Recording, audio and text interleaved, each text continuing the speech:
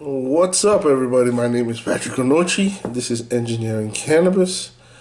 I'm your cannabis engineer, your informational weed man. And today's topic is two things: storytelling, and you will understand that in terms of cannabis, and also what I'm taking in here, tea, basic green tea currently. And in terms of green tea, I'm just taking this because I'm feeling under the weather and I have a lot of stuff to do in terms of books and stuff to read. But it helps. It helps, especially with some congestion and all that. So, why am I talking about green tea and storytelling? Let's start with green tea. Tea has been with the world for decades, even centuries. From the Chinese to the English to the Americans, tea, even to the Native Americans, tea has been basically part of tradition and part of cultures. And also tea has been used in the medicinal approach, especially if you have any kind of ailment or any kind of ways to help with. For instance, if you have trouble with sleeping, like my wife used to, and she take oolong tea and basically drink it. So the question is now with cannabis, is there a way to infuse cannabis in tea? Yes. Has it been done previously? Yes. Has it been commercialized? Some part of it is being commercialized, but I think in terms of infusion in certain dispensaries, they have, I believe, infused tea. But let's look. I always say in this channel we look beyond this, but beyond what's gonna happen. So, with infusion of green tea or infusion of tea or infusion of these kind of products, these are gonna be a huge. This is gonna be, especially with tea, it's a multi-billion-dollar product. Tea, coffee, and all that. Now the question is an infusion of cannabis or delta 9 THC in the tea industry, is it going to be highly profitable? Yes. And this how is this going to happen? Let's go with the oolong tea. Oolong tea is basically used, or common tea is common tea, someone. It's used to, especially when you want to basically when you feel like when you can't sleep on it, they either take common tea or oolong tea to drink, and it basically calms you down. Now let's look at infusing THC or cannabis in there. That will also basically help with. I haven't seen studies, but I haven't seen studies showing that, but I know over time with people drinking it, they've seen a common approach of THC in teas. So the question is, the bottling of teas, what kind of concentration it is, what kind of ways are you going to be bottling? And when you talk of cannabis, now you have to talk of packaging.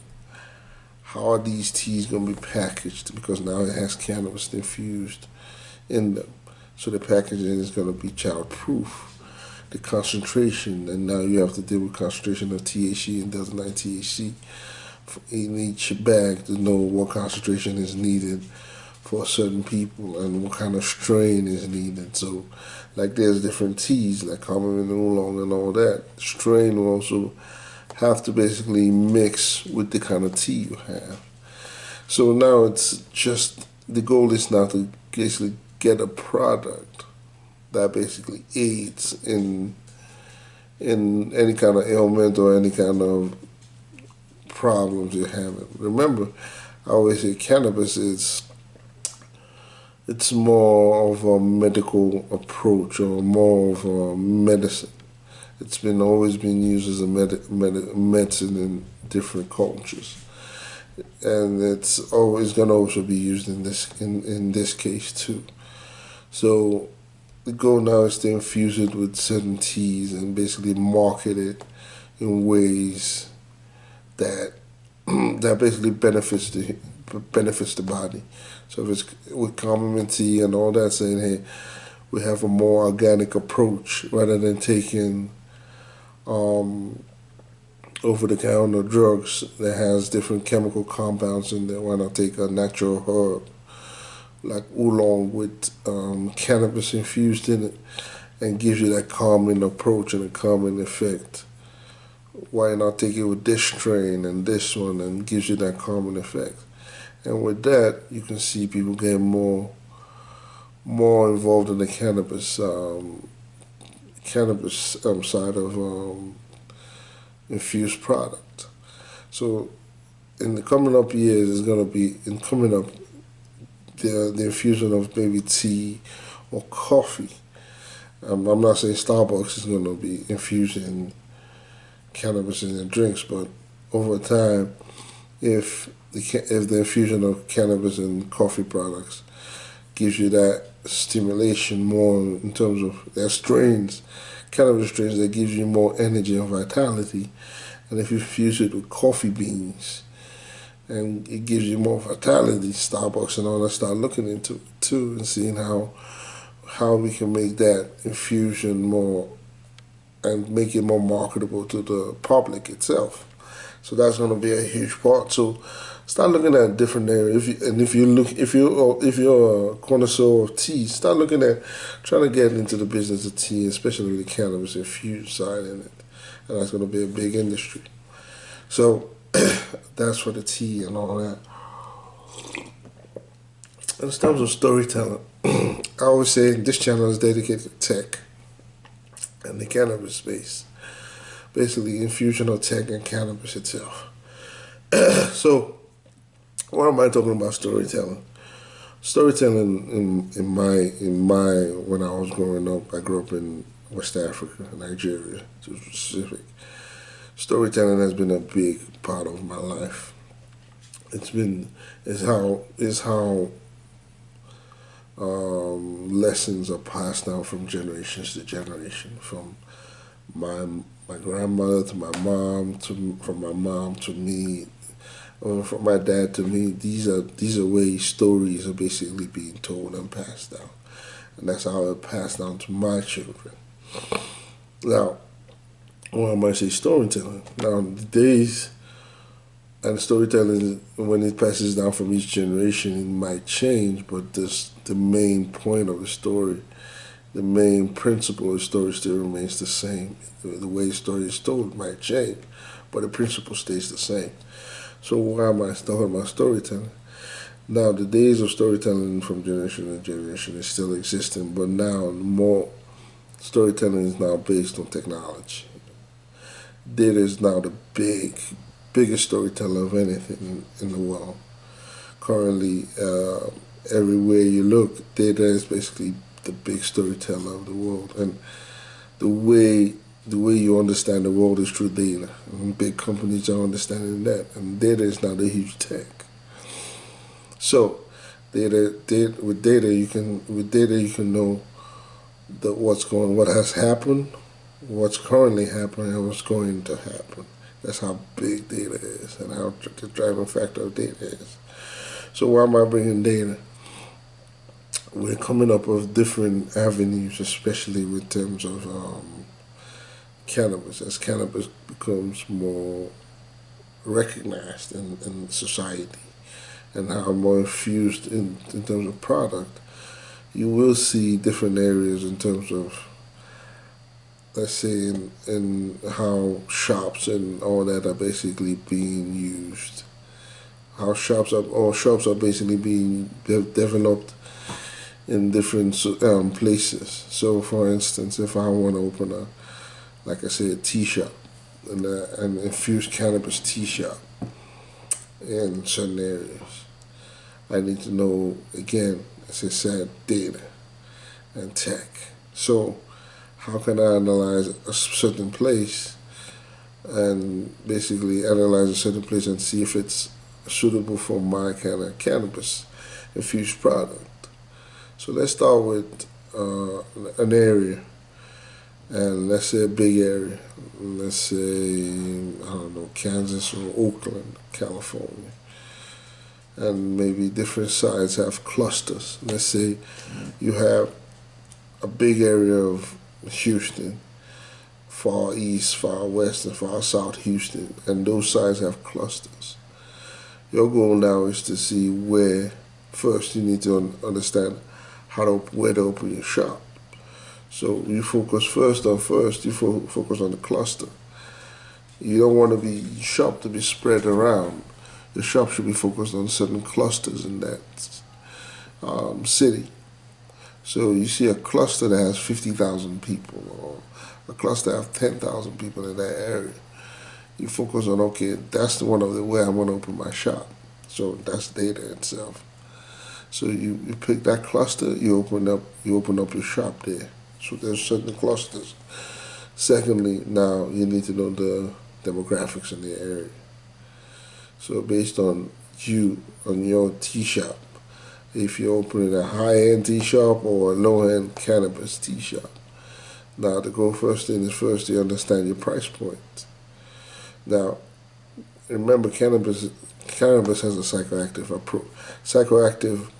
It has a psychoactive ingredient in there, detonite THC. So now the question is, what are the psychoactive products do you have in that area, and what kind of price points do they have? So let's go with alcohol and tobacco. So the question is, now your goal is to understand the price point. So you go there, you locate different psychoactive products. Again, alcohol and tobacco. Tobacco is not psychoactive, but tobacco has its own addictive approach in it. So you locate the price point in there by locating the amount, what kind of brands is being sold, and the price those products has. The highest prices, the highest brand that's sold. So if it's Budweiser or if it's Marlboro, what was the highest price point that has been sold in there? Then once you locate it, now you can figure out your price point from there, beyond those clusters. So and after that, you still have to go in more detail. So now you have that. So now the goal now is the demographics, and the demographics become male, what kind of gender, and also go deep into the details on what kind of the industry in there, housing industry, and what the industry in there. When I say industry, who are the major employers around there, and the housing market. So the goal of what I'm saying is that the goal of data is it tells you a story of a place, and with the amount of information you can gather, you can make decisions basically based on those amount of data, and those data will give you a ability to make predictive decisions also on what might happen when you start looking at different variables. Like if you say, okay, let's look at the birth rate. You're using hospital records. Let's say if it increases, or look at the death rate, if it increases or decreases, or look at unemployment. If you start looking at variables and taking out jobs and that, how that all these affect your profit margin, and you can look at that by altering these variables in there, and once you do that, you can know, okay, this is a sustainable business in this area. And you can also look at marketing, how you can market that way, which I will talk about. I'll look at in a couple of my videos. I'll talk about how cannabis and cannabis marketing can go hand in hand. So what am I telling you? The new storytellers are now data. And the way you get the data, the way you analyze the data, and the way you treat the data can give you an upper hand in your business. So when I'm saying, that's why big companies and other companies are using data as a way to basically give them an upper hand.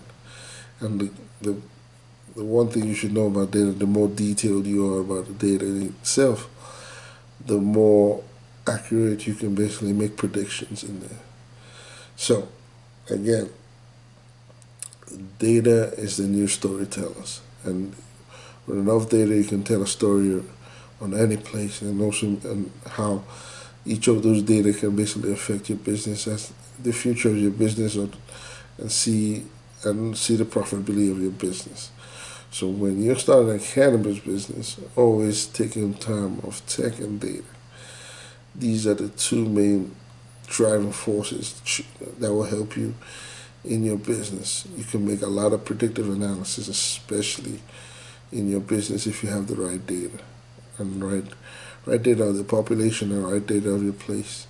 So again, data is the new storytellers of our age is data.